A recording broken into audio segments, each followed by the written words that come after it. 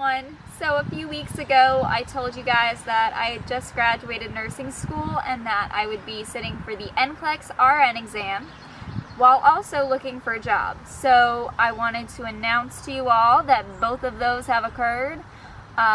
This past weekend I passed the NCLEX and I also received a job, which was a few weeks ago, but yeah.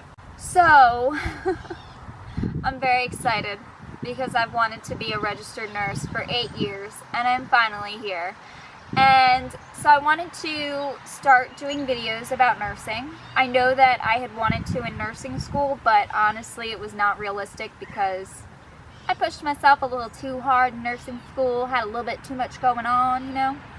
So videos were just not happening. And also we had super slow internet and uploading was the worst. So I wanted to make a video to connect the healthcare provider to the patient, and you guys know that for the past, how long have I been on YouTube? Almost, I think it's like 6.5 years I've been on YouTube. I've always been the patient, so I've always talked about inflammatory bowel disease and ostomies and all of that, but now I have a new path in life, you know, I've finally accomplished, and it's going to affect how I am as a patient. You know, I'm a nurse now, so I really want to make the gap between healthcare provider and patient closer. I want patients to advocate for themselves and learn about their own disease process and how they can be treated. But I also think that the healthcare providers need to understand where the patient is coming from. You know, I've seen a lot of space between the two, and I think that there needs to be more working together than doctor against patient.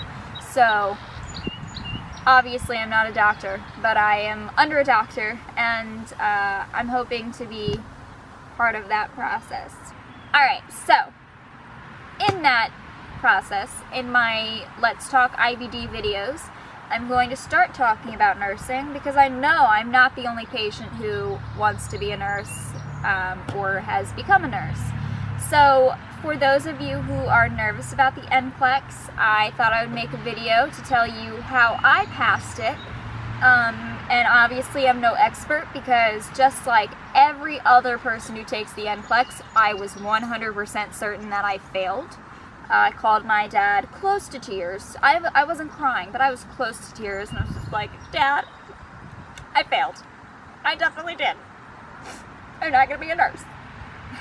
And he's like, oh, what a shame. And I was like, Dad, every nurse says that they failed. So, you know, keep faith, come on.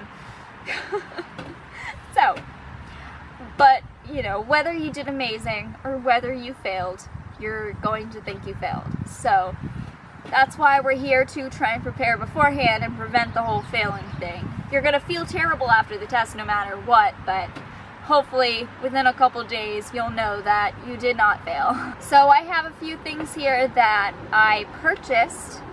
Purchase being the key word. I did not use all of these.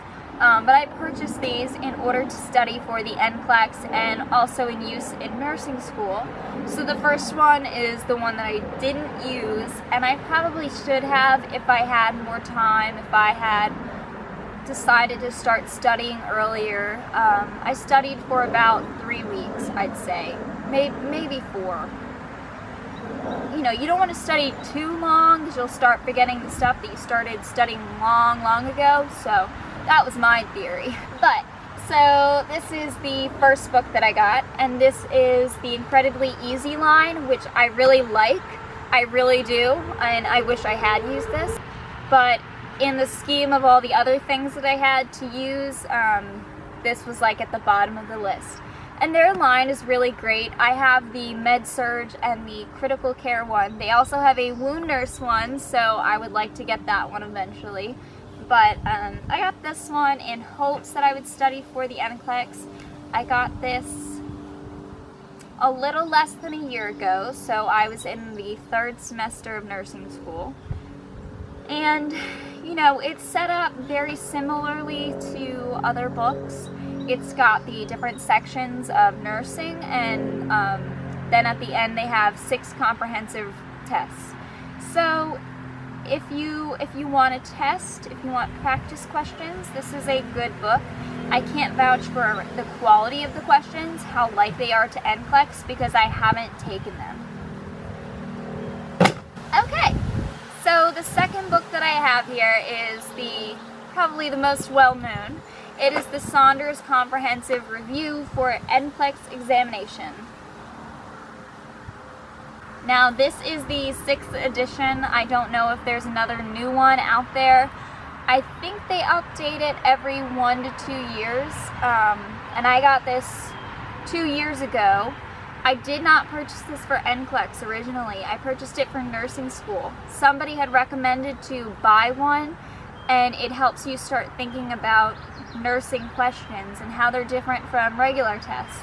You know, the whole, yes, that answer's right, but it's not most right thing. Yeah. This helps you get in that mindset. It's sort of like that one where it has all the different sections.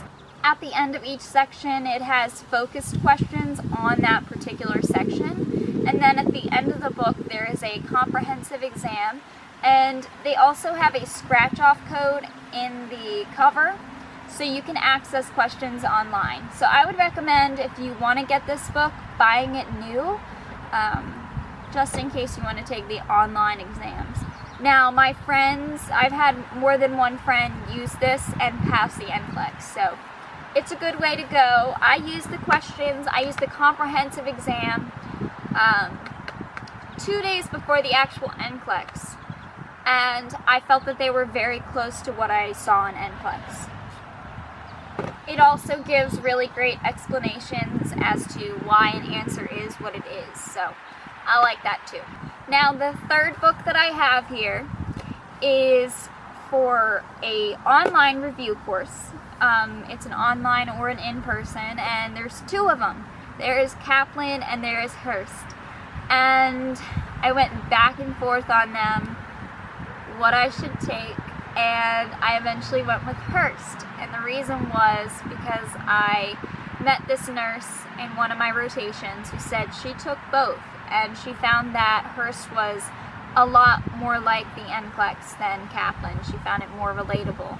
So I decided to go with Hearst, and I decided for the online rather than the in-person review because I was in the process of moving. I didn't really know where I was going to be on what day, so that's why I did that. And they have a booklet, which I'm not going to open this because they're very copyright, you know, they don't share that stuff, they don't want you sharing it, so I'm just going to show you the cover. But this is their workbook, and it has kind of like bullet points based on the topic, and you have to fill out different blanks in there, so you have to pay attention.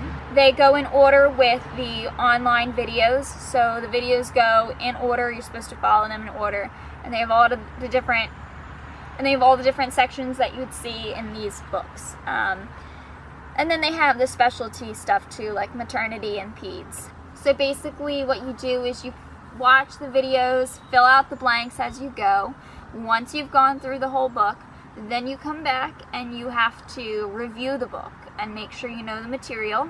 They also have resource documents that go over different things like developmental stuff and I'm trying to think. I think immunization, stuff like that, but they also have pharmacology. So you can open those up, you can print them out if you want. Now this booklet you can either print out, so it's free, or you can purchase the book, which is what I did because there was a whole lot of drama with my printer. I will not go into detail, but there was drama. So I decided to avoid the printer in our home and just purchase this. Alright, Wind, you can stop, Wind. Once you've filled out the book, studied the resource documents, and you feel as though you know all of the core content, they have 6 online exams. They consist of 125 questions, and what they say is that you want to aim for a median score of 84 out of 125. Not 84%, but 84 out of 125. They said that a majority of people have passed with that median score. So I calculated mine, and I had an 82 out of 125. So, you know, I was close, and I passed.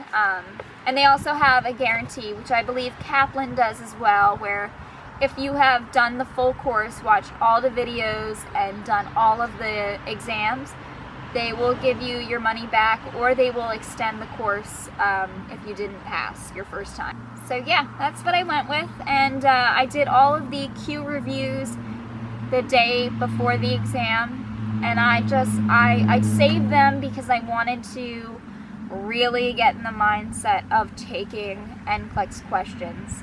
And I did. And the great thing about their exams are they look identical to NCLEX. I mean, even the little pull-up calculator looks exactly the same. So I thought Hearst was really good. Like I said, I took it online, which not everybody recommends, but it worked out really well for me because I could do it on my own time. And I would say, this is an approximation, I would say probably 20 hours worth of video. So you can break it up. I would recommend getting a planner, writing out what you're going to watch that day. That's what I did. And I tried doing 2 to 3 videos a day, if not more. And yeah, it worked out really well. Now, the one thing you'll notice on Hearst is that their pharmacology resource documents are insane. Like, there are so many drugs on them, and there's no way that you're going to know them if you start studying a few weeks before NCLEX. So, I read through them all.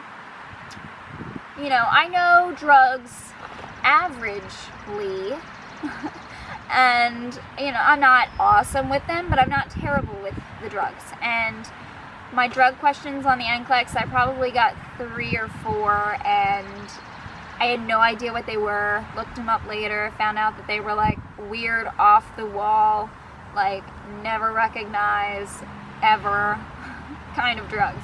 Sorry guys, my camera shut off, and I need to fix this because it's super annoying when it doesn't. Anyway, I don't know the secrets of NCLEX. I really don't know what their methods are. I got 76 questions, and mind you, you can have a minimum of 75 or a maximum of 265. I've met people who have gotten 75. I've met people who have gotten 265. I've met people who've gotten in between that. I don't think there's any rhyme or reason to it. What I've heard is that when you're doing well, you know, getting more right than wrong, they don't continue the test. But, you know, there are people who've gotten all of the questions, all 265, and pass. Like, I don't know the science behind it. I really don't. So, yeah, and I have literally, after my test, I recommend not doing this because you're just going to, like, make yourself paranoid. I went online, and there are people on vlogs who are like, I got 16 SATA questions, and I got 5 priority questions, and I got 3 farm questions, and like breaking it down, and then they're all like talking about how many questions they got of what, and if they passed or not, and how many questions total they got, and all that. And I really don't think it makes a difference. People fail if they get the 76, they fail if they get 2 SATA, they fail if they get 15 SATAs, and yeah, so I think it is a good idea, however, to study your SATA, your select all that apply. I think it's really important because that does seem to pop up more than it does on your nursing school exams. And I practiced a lot of those the night before just so I could get in the mindset because I've always been really bad at them. And yeah, so that's my advice. Those are my thoughts after taking the NCLEX. And I'm just really happy, really relieved that I'm done. You know, I finished and I passed, and I'm a registered nurse. So that's your goal. And however you get there, whether it takes you 1 time or 5 times, you'll get there. You'll be a registered nurse. Just make sure that you're doing your work and your core content. Don't go in blind. So, you know, good luck to everybody, and I will see you guys in my next video. Bye.